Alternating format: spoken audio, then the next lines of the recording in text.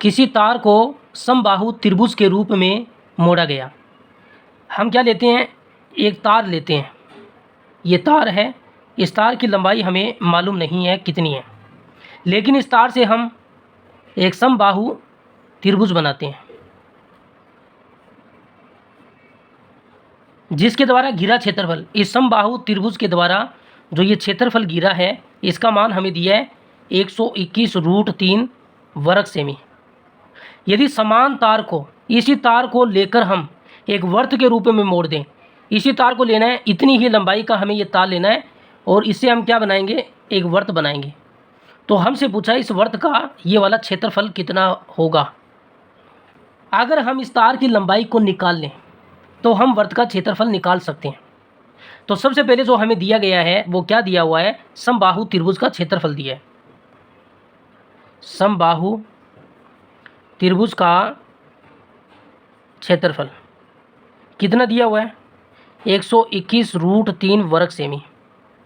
और समबाहु त्रिभुज का क्षेत्रफल कितना होता है, इसका फॉर्मूला क्या है, √3/4 भुजा का वर्ग, और बराबर में हमें दिया है 121√3 वर्ग सेमी। √3 से √3 कैंसिल होगा, यहाँ से हम भुजा का मान निकालें, भुजा का वर्ग है, बराबर में 121 है और ये 4 भाग में उधर जाएगा तो इसके साथ क्या होगा, गुणा होगा। तो यहाँ से हमें क्या निकालना है, भुजा का मान निकालना है। ये वर्ग हटाएंगे तो इस पर क्या लगेगा, वर्गमूल लगेगा, 121 × 4 वर्ग सेमी। 121 का वर्गमूल हम जानते हैं 11 होता है, 4 का वर्गमूल हम जानते हैं 2 होता है, और वर्ग सेमी का सेमी। तो भुजा का मान कितना आएगा, 11 का 2 से गुणा किया 22 सेमी, भुजा का मान आ गया 22 सेमी।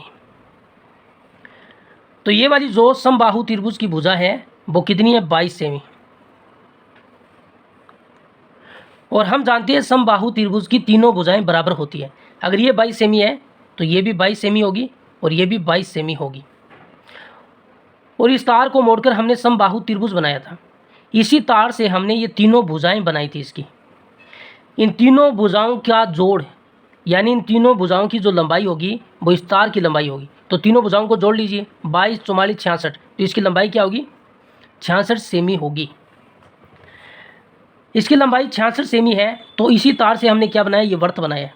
तो इस वर्त की भी लंबाई कितनी होगी, इस वर्त की लंबाई भी 66 सेमी होगी, क्योंकि इसी तार से हमने वर्त बनाया। और इसकी जो ये पूरी लंबाई है ये क्या होती है, ये वर्त की परिधि होती है।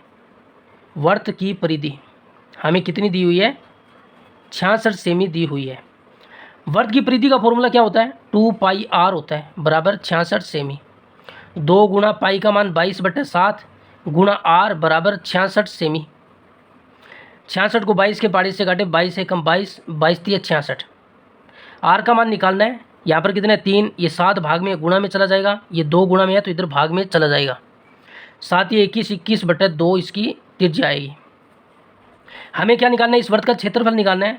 तो वर्त के क्षेत्रफल का फॉर्मूला होता है πr²।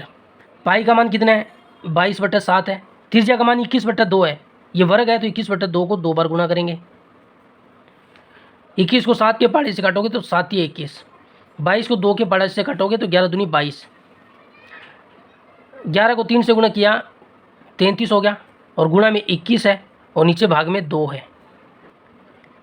21 का 33 से गुणा कीजिए, 21 का 3 के साथ गुणा करेंगे तो 63 का 3 हासिल 6, फिर 21 का 3 से गुणा करेंगे, 63 और 63 6, 69 और भाग 2।